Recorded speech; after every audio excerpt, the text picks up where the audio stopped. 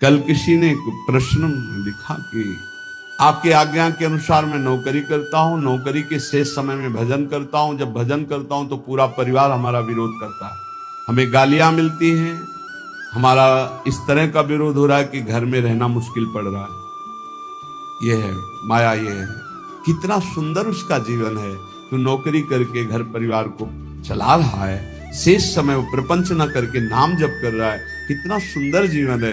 अरे माया भगवती देवी है सा गुणमयी मम माया दुरत्या, यही दुरत्य है। अब वो कह रहा है पूरा परिवार विरोध में तो जीऊं कैसे जीऊं, क्योंकि मुझे अभी भगवान से कोई प्रेम तो हो नहीं गया, तो उनके बल पे जीऊं। और जो हमारे परिवार के सब हमसे नफरत करने लगे, क्योंकि मैं शेष समय माला लेके बैठता हूं, किसी से बात नहीं करता। ये है भगवान की प्रचंड माया। इसी बात को कह रहे हैं, दुनिया में लाखों का मेला जुड़ा, हंसा जब जब उड़ा अकेला उड़ा। ये नहीं आएगा कि थोड़ा साथ ही विमान में बैठा ले, ऐसा नहीं होगा कि पत्नी पत्नी पुत्र परिवार इस जगत के नाटक मंच पे है, जहां ये शरीर छोटा, सबका अलग अलग हिसाब किताब अपना है। हमारे साथ रहना है, वैसे ही आनंद लेना है। श्यामा श्याम का भजन करो, एक ही साथ चलेंगे, एक ही जगह प्रोग्राम होगा और एक ही जगह बैठ के प्रसाद पाएंगे, एक ही इष्ट के साथ खेलेंगे। और क्या इतनी बड़ी जगह है कि पूरा विश्व चला जाए तो भी जगह बनी रहेगी। और इतना बड़ा प्रताप है कि हर उपासक को यही अनुभव होता है कि मेरे प्रिया प्रीतम सामने दर्शन और सबको सेवा। बड़ा दिव्य, बुद्धि की बस की बात नहीं। तुम समझते हो हम बहुत कार्य करने में प्रवीण हैं, 1 घंटा हम बता दें, एक बिंदु पर अपने मन को लगा के दिखाओ। जो संत महात्मा 24 घंटे कार्य करते हैं, तुम 1 घंटा करके दिखाओ। क्या सर्वस्व भूल करके, देह भाव को भी भूल कर एकमात्र सच्चिदानंद हाहाकार मचा देगा मन।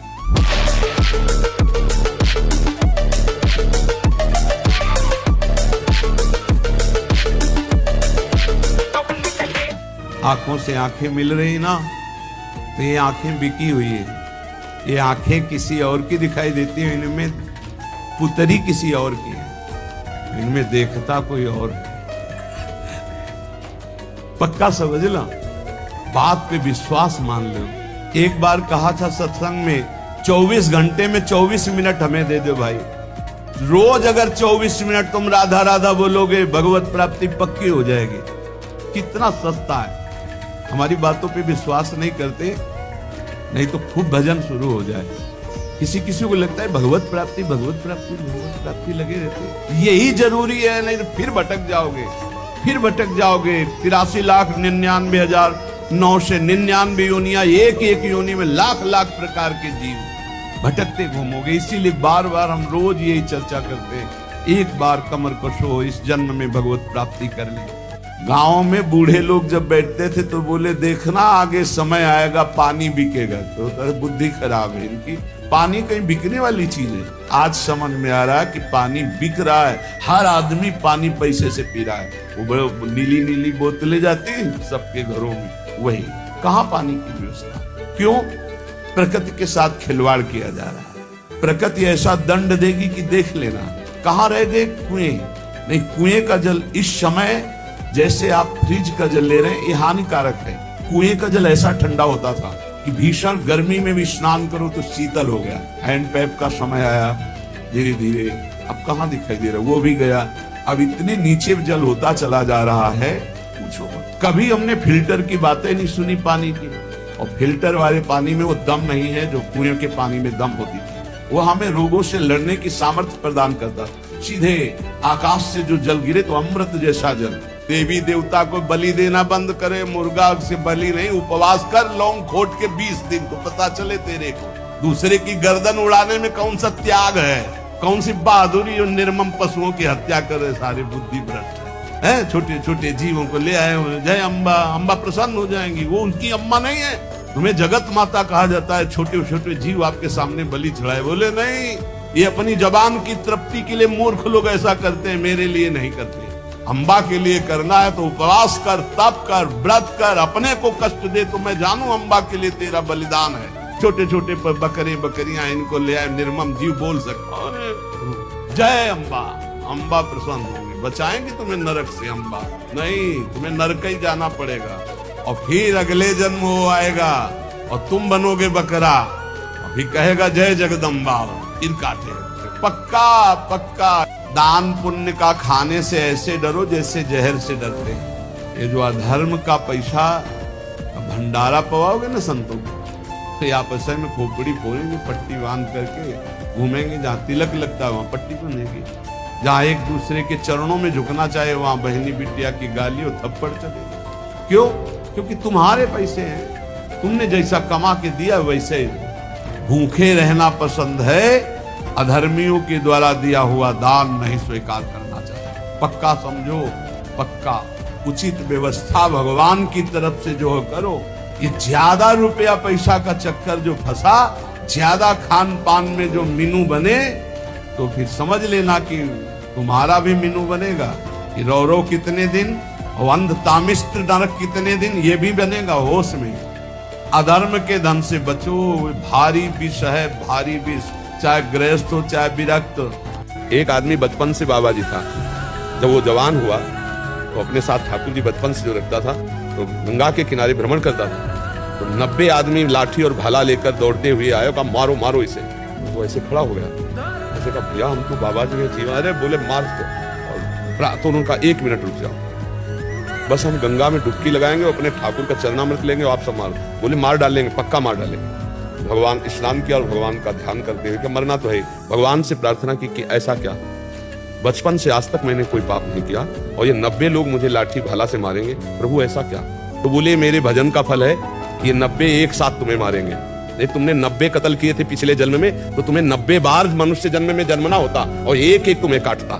तो ये कोई बहुत बड़ा लाभ है कि वो ठाकुर जी के दर्शन कर ले जाते थे और उसी दर्शन में उनका शरीर पूरा हुआ, तो अब वो भगवान को प्राप्त होंगे। सारे कर्म सारे संस्कार मिटिया मिट हो गए जो बार बार जन्म देने वाले थे। पर उन पर हमारी दृष्टि ना जाने के कारण हमको लगेगा कि बचाया नहीं उनको। रोज पैदल दर्शन करने जाते थे और एक्सीडेंट में मारे गए। समझ रहे ना, अनंत जन्मों के कर्मों से बचा लिया, क्योंकि वो ठाकुर जी के लिए मिलने जा रहे थे। अब वो मिल गए ठाकुर जी में। शरीर तो छूटना ही है, आज नहीं तो कल छूटेगा, और जिस विधान से छूटना है उसी विधान से छूटेगा। चाहे जहां चले जाओ आप, वही विधान होगा आपका। पर वो विधान मंगल हो गया, जो भगवान के लिए जा रहे थे, शरीर छूटा, भगवान को प्राप्त हो गया, क्योंकि उनके चिंतन में था ठाकुर जी के दर्शन करने जा रहे हैं। वो कोई भी ठाकुर जी भगवान ही है सब रूपों में। तो समझ रहे ना, यह मंगल नहीं है, ये परम मंगल विधान है।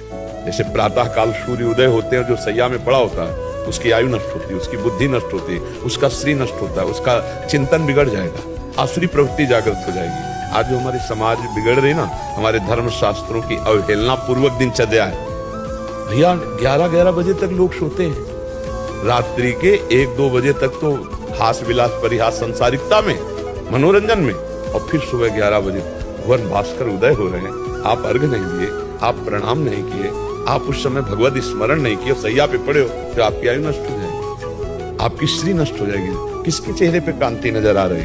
आप देखो कहाँ कांति नजर है, आपकी बुद्धि भ्रष्ट हो जाएगी। ब्रह्मचर्य आदि महान व्रतों की तरफ आपकी निष्ठा ही नहीं रहेगी। वही बस रुपया कमाओ, पशुओं की तरह भोग भोगो, जीवन व्यतीत कर दो, जीवन का कोई लाभ तो रहेगा ना। तो ऐसों की आयु नष्ट होती रहती है। मृत्यु को महोत्सव बना लो, इसीलिए तो तुम्हें मनुष्य जन्म मिला है। गीता जी में भगवान ने कहा सब कुछ हरण करने वालों में मैं हूँ मृत्यु। जब श्री कृष्ण मृत्यु बनकर मिलने आ रहे तो मुझे भय किस बात का? हम तो प्रतिपल उत्साहित है कि कब आवे और शरीर छूटे, अपने प्रियाजू के पास जाए। मरने से इसीलिए डर लगता है कि यहाँ हमने प्यार कर लिया है, यहाँ हमने अपना स्थान बना लिया है, ये अमुक अमुक अमुक, ये मेरा घर, ये मेरी संपत्ति, मेरा पर। अब यहाँ सरकारी सब कुछ है, हुआ ट्रांसफर, चलो अब वो कहाँ जाएगा उसका पता नहीं। जिसलिए आया था वो कार्य पूरा नहीं किया, भगवत प्राप्ति, और जो कुछ कमाया और जो कुछ अपना था सब छूट रहा है। दुनिया में लाखों का मेला जुड़ा, हंसा जब जब उड़ा तो अकेला उड़ा। अब अकेला उसे अब घबराहट पैदा हो रही, तो घबराहट तो होगी। इसी घबराहट को मिटाने के लिए भजन है, नाम जप करो, भगवान है ना, मृत्यु क्या बिगाड़ लेगी। पुलिस विभाग में होने के कारण पैसे का प्रलोभन मिला, परंतु अब इससे दूर होने से मन बार बार जलन उत्पन्न करता है तथा कई बार मन करता है सब कुछ छोड़कर वृंदावन आ जाओ। ये छोड़कर वृंदावन तो नहीं आना, पर हमको असद आचरण छोड़ देने हैं, हमको अधर्म का पैसा नहीं लेना है, अपने कर्तव्य का ठीक से पालन करना है। जो आपकी सरकारी ड्यूटी है, ये भगवान की पूजा है, इसमें अधर्म का पैसा मत लीजिए, आप निर्दोष को दंड मत दीजिए, दोषी को बख्शिए मत, यही पूजा है। और आप वहाँ रहकर नाम जप कीजिए, अपने सरकारी पेमेंट से परिवार का पोषण कीजिए, वो भले गरीबी से सही, तो आपको वही भगवान के आनंद की अनुभूति होने लगी। जब समय मिले तो वृंदावन आ गए, दर्शन कर गए, नहीं आप अपने कर्तव्य में रहिए। कर्तव्य ही सबसे बड़ी पूजा है। देखो, हम अगर कर्तव्य की चूक करके, अधर्माचरण करके, करोड़ों रुपया कमा कर वृंदावन में प्लेट लेकर रहे तो प्रपंच ही करोगे, भजन नहीं कर सकते। पक्की बात समझ। धर्म पूर्वक आचरण करने वाला ही भगवान को प्रिय है और भगवान का भजन कर सकता है। इसलिए हमारी प्रार्थना है कि उचित वैराग्य गृहस्थी में ठीक है, उचित वैराग्य, अधर्माचरण नहीं करेंगे, लेकिन जो हमें गृहस्थी में कर्म बताए गए हैं उनके अनुसार चलेंगे। जो अपने बच्चों का पालन पोषण है, अपनी पत्नी की प्रियता है, अपने घर के बुजुर्गों की सेवा है, उसके लिए हम धन कमाएंगे, धर्म पूर्वक उनकी सेवा करेंगे, नाम जप करेंगे। जो राष्ट्र सेवा है उसका हम भावपूर्वक सेवन करेंगे, तो इसी से भगवत प्राप्ति हो जाएगी। हमारी बात मान लो, कहीं भाग के जाने की जरूरत नहीं है। हाँ, जब रिटायर हो जाओ, आपका मन आए दिल्ली बास करो, आपका मन आए वृंदावन बास करो, आपकी व्यवस्था है, लेकिन आप अपने कर्तव्य को त्याग कर मत भागे। कि गुरु नानक देव जी जब वो हयात काल में थे लोगों के बीच में, तब लोगों ने उनका इतना फायदा नहीं उठाया। अब उसी जेलों में मत्था टेक, ऐसा भी क्यों होता है प्रभु? माया जब सामने होते हैं तो समझने नहीं देती, और जब पधार जाते हैं तब हम उन्हें भगवान मानते हैं, तब हम उनको उस भाव से सामने उस कोटि से नहीं मान पाते। जैसे हम जिन महापुरुषों की बात करें ना, सामने वो नहीं समझ पाए। सामने जब कोई भी महापुरुष होता है ना, अब हम जैसे कहते हैं कि रामकृष्ण परमहंस जी, पूज्य पादुड़िया बाबा, हरि बाबा, अमुक अमुक, और जब सामने थे तो ऐसे थे जैसे हम आप हैं। सामने में क्या होता है, माया एक पर्दा डाली रहती कि थोड़ा भजनानंदी ज्यादा है, बस ऐसे। और जब पधार जाते, जब उनके चरित्र पढ़ते, तब कहते तो भगवान थे, वो तो महापुरुष थे। फिर उनके जगह जगह की पूजा करते हैं, और सामने वैसे ये माया का खेल है, ये माया का खेल है कि माया समझने, और जो समझ गया तो जीवन में ऐसा नहीं कि समझते ही नहीं थे, कुछ समझते भी थे, लेकिन सब नहीं समझते थे। सबको माया पर्दा डाल दिया, और जो समझते थे वो महान हो गए उनकी कृपा से, वो वही स्वरूप को प्राप्त हो गए। तो कुछ तो समझ पाते हैं जो उनके शरणागत होते हैं, जो उनमें पूर्ण समर्पित है, बकाया फिर ये नहीं समझ पाते। फिर वो जब पधार जाते हैं तब ये होता है कि यार वो तो भगवान थे, वो तो सिद्ध पुरुष थे, वो तो अमुक, और सामने सैकड़ों विरोध करने वाले भी होते हैं, और जब पधार जाते हैं तब वो भी श्रद्धा करते हैं। ऐसा कुछ प्रभाव होता है माया का कि वो समझ ले नहीं देती। जब भगवान भी अवतार लेते तो सबको थोड़ी भगवान मानता है। विरोध में थे दुर्योधनाथ, भगवान को तो भगवान थोड़ी मानते थे, भगवान समझाने गए थे, कहाँ माना। हाँ, ये बात होती है। महाराज जी, घर पर लड्डू गोपाल जी हैं, उनको एक बार पहनाई गई पोशाक क्या हम धोकर फिर से पहना सकते हैं? हाँ, क्यों नहीं पहना सकते। अपने ठाकुर की 2-4 पोशाक रखे, तो आज ये पहना दी, कल वो पहना दी, और लगा कि अब धोने लायक तो धो के फैला दिया, फिर पहना दिया। अपने घर के ठाकुर है, साल 2 साल में जब ऐसा लगा कि पोशाक अब परिवर्तन करनी चाहिए, तो गंगा यमुना के किनारे पार्श्व में गड्ढा खोद कर वहां से विराजमान समाधिस्थ कर दे, नई पोशाक फिर बना के पहनावे।